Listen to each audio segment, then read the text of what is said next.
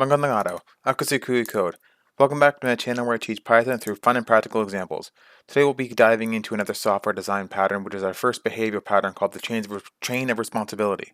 So in this coding example, this is an example where it works, but it's not the right way to do it because we have all these if statements, and then if we need to make any changes to it or add any different types of ways to handle damage, then we have to continue to change this, and then this is get bigger, and it's going to get more messy. But I'll still explain it that way to make more sense when I show the other proper way to do things. So first we have a player object. The player object has it's going to be taking damage, and there's multiple ways to reduce the damage. So first way is to dodge the attack. So we import random. There's a 20% chance to dodge the attack, and if the attack is dodged, then we just return 0, which means that the player takes 0 damage. But if the player does not dodge anything, then we go into the next section, which we have a shield. So we'll have a shield, which is 20 health, and we will the shield will absorb the damage. The damage is going to, or the shield is going to be reduced, and then the damage is also going to be reduced. And then if the remaining damage is more than 0, then the damage is going to be reduced again by an armor value. And then again, if that damage is still more than 0, well, I guess regardless if it's more than 0 or not, it'll just show what the damage is. So let's go ahead and run this. So as you can see here, the enemy causes 30 damage. Our shield has 20 health. So because obviously the damage that's being caused is more than the shield itself, that means that the remaining shield is 0. And then we have 10 damage remaining that goes to the armor value. And the armor value reduces it by 5, which means that we have 5 damage left that goes to the player directly. And if we just run this a couple more times to see that when the dodge triggers, which again, we got a 20% chance. I guess I'm just unlucky.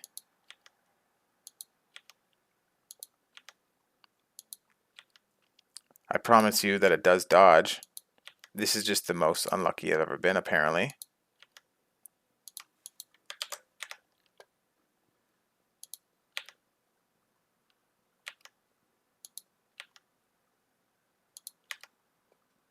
Wow, what is going on?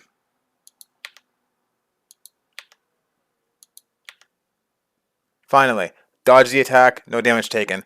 So, like I said, well, random generates a random number between 0 and 1. So that being said, if it's less than 0.2, that's 20%. But we were just super unlucky, but we did get it. And then all of this was just skipped, and then it just says, hey, final damage is 0 because you completely dodged it. So the better example that actually follows the chain of responsibility pattern, it is a lot more code, but it definitely makes it more future-proof if you want to add other things in the future.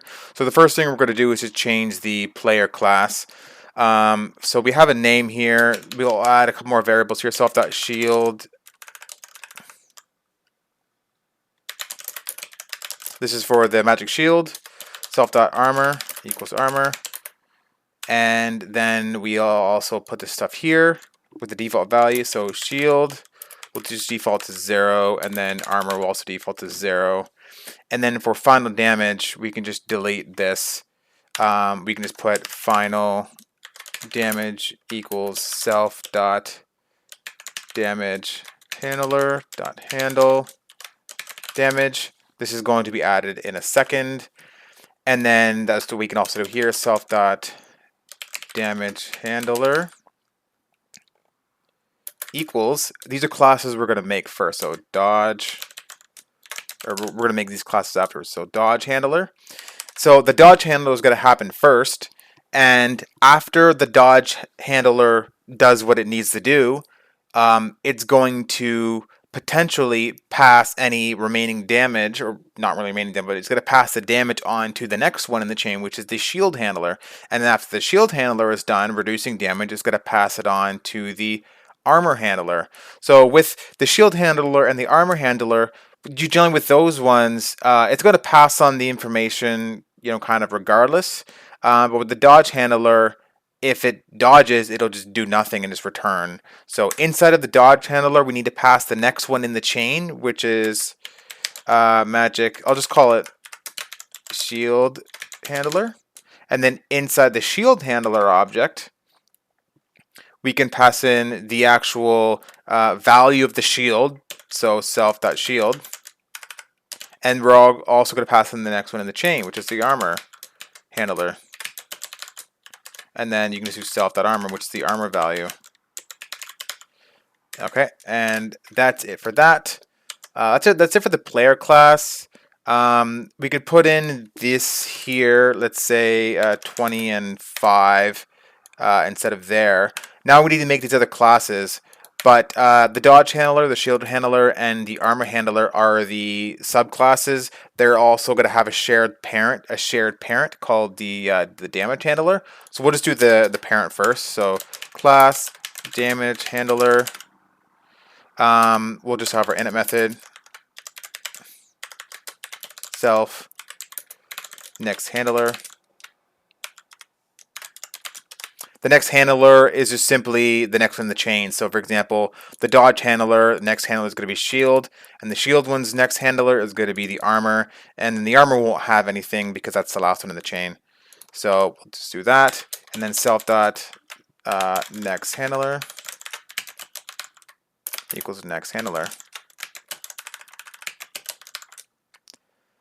And now we need a handle method, which is right here. Handle self will pass in the damage. As you can see, we're passing in damage to the handle method, so put that up here.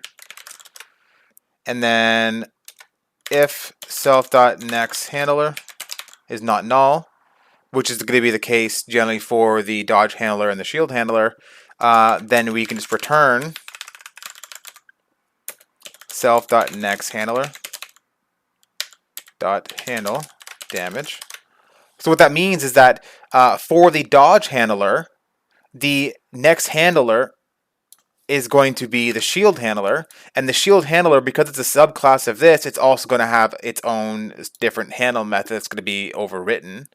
So then you basically, this is just the code that passes the damage to the next one in the chain, which is the same method name. And then in the case of the armor value, this is going to be null, which means we'll just return damage, which is just either going to be 0 or whatever damage you have left, and then the player is going to take that. So now we can do our 3 subclasses of this. So class dodge handler implements or extends damage handler, which is the parent.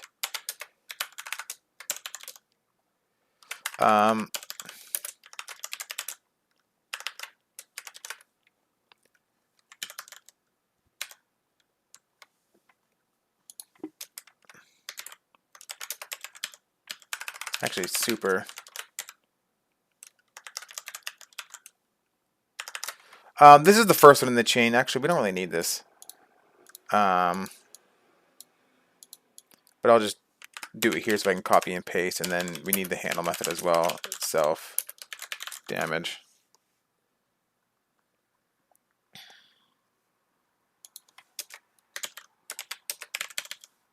So there's the first one, second one, third one. Change the names. So we will have shield handler, and then we will have the armor handler. This one isn't really needed because this one doesn't have a parent, or sorry, it doesn't have one before it in the chain, so it's just going to be empty, and this is already, it's just going to use this one, and this is good enough because it's just, you know, yeah, like I said, this is good enough for that, so you don't need that. But the shield handler, you need to pass in the shield value, and the armor handler, you need to pass in the armor value, so that's why we're going to have one that's going to be a little bit different, because it needs to override the existing one, whereas the dodge handler is going to be the exact same, so don't really need to do anything. So we'll go ahead and do the handle method for the dodge handler next. So basically, do I have import random? I do have import random. So simply, we'll check if the random value that's generated is greater than 0.2, or sorry, 2.0, or it's less than 2.0, which is the same thing as the other player class that we had. We can just print the same stuff, dodge the attack, no damage taken, and then we just return 0. If we don't dodge the attack, return super handle damage. Pass the damage up to its parent, which is here, and then if there's one in the chain, then it's just going to pass it to the child's handle method. So that's it for the dodge one. Okay, I fixed some typos that I made with the code, but like I said, we got the dodge handler done, so we can go ahead and run it. And we didn't dodge, but because these are not implemented yet, it just didn't do anything. If we keep on running this, and eventually it'll say that we dodged, there we go, no damage taken. So now we can kind of just move on to the shield handler and the armor handler, and that way that we've verified that the dodge handler works with this new style. So going to the shield handler, so we have the shield, which just has a default of 0. We have the next handler. We need to pass it up to super. So super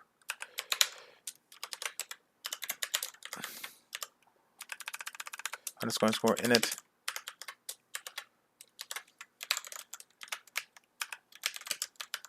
This is just so this that we're passing in, which is the armor one, this variable gets passed up to this one, and then that way the damage can transfer from the shield to the armor. So we have that, and then self dot shield equals shield. And now for the handle, we can do a couple checks. So if self dot shield is greater than 0, then if the shield is equal to 0, then you'll just ignore this, and then all the damage will just be transferred to armor. But if it's bigger than 0, we'll get absorbed equals min damage compared to self dot shield. So in this case, if the shield is 30 and the damage is 5, well, the minimum is 5, so you only absorbed 5 damage from the shield, which means that you have shield left, which would be 30 minus 5, and then you wouldn't have any damage that would go on to the armor because 100% of the damage was absorbed with the shield. So self dot shield minus equals absorbed, and then we can print shield absorbed, our absorbed variable,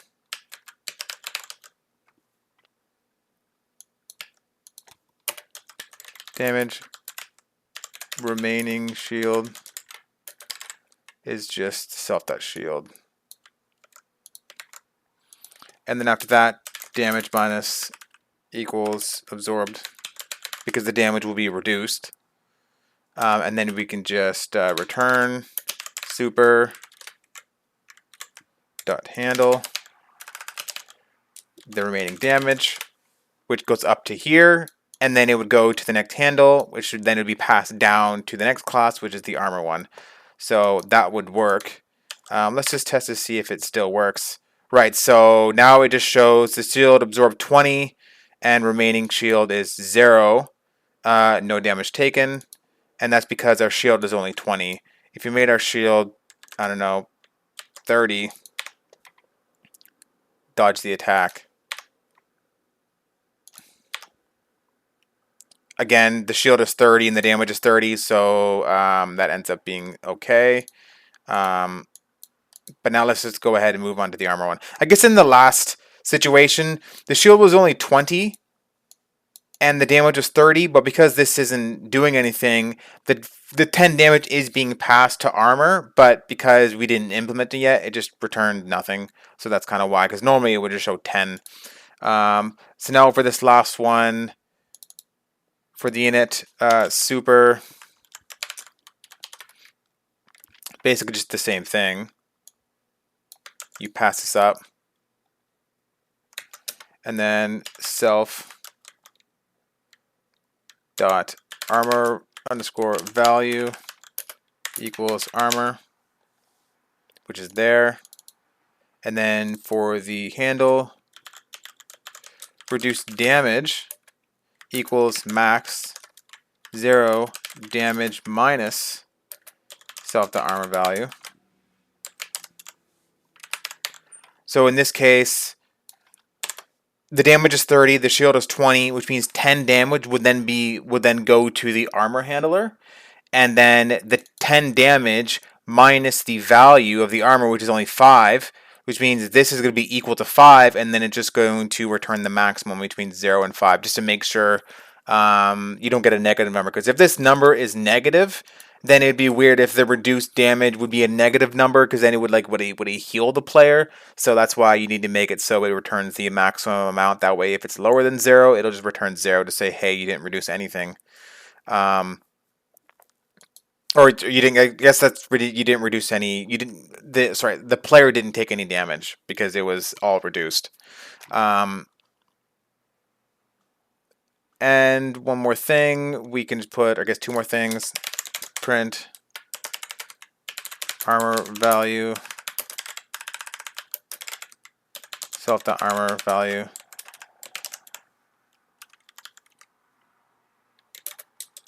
Damage to, or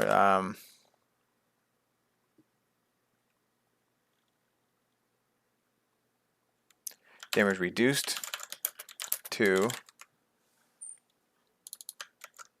reduce damage.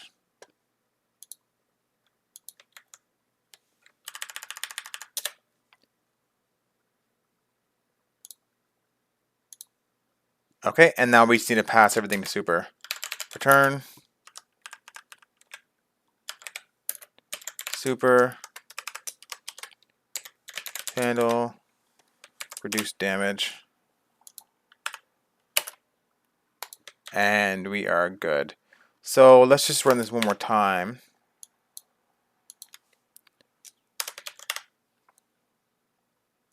Alright, so now we have a shield of 30, or sorry, a shield of 20, and we're doing 30 damage. So this whole thing is going to be absorbed, so that's why the shield is 0. We have an armor value of 5, and the damage was reduced to 5, because initially the damage was 10. 10 minus 5 is 5, and then here it takes 5 damage. So that seems to work. Let me just put one more thing to make it more clear. So the armor value is 5.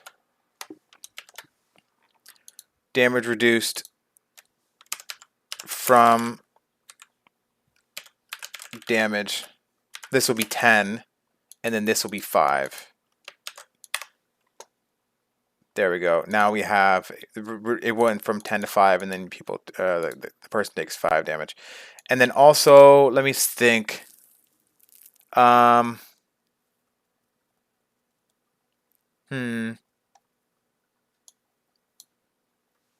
Of course, if we do this, that's going to just takes 25 damage. But then if we do 50 of a shield, then this is just a bit weird how it says reduced from 0 to 0, because 100% of it was absorbed by the shield, but this is just something you can kind of mess around with. And normally, if you're doing a game, you wouldn't really have print statements like this. You would actually reduce the player's HP in some way. This is just for output, and the significance of how strange this looks or whatever, it doesn't really matter too much. But yeah, that's it for the chain of command. So there's kind of two types, as I mentioned, because the dodge handler will completely break out of the chain if something happens, which in this case is dodging, whereas the shield handler will pass the data to the next in the chain regardless. So like if the damage coming in is 100% absorbed, it'll still just pass it to the armor handler just to be 0. And if it's not 100% absorbed, then it'll just pass it to the armor handler either way. So if you found this video helpful, please like, subscribe, and don't forget to hit the notification bell. Also, let me know in the comments if you have any questions or suggestions for future videos. See you next time on Kuya Code. Paalam.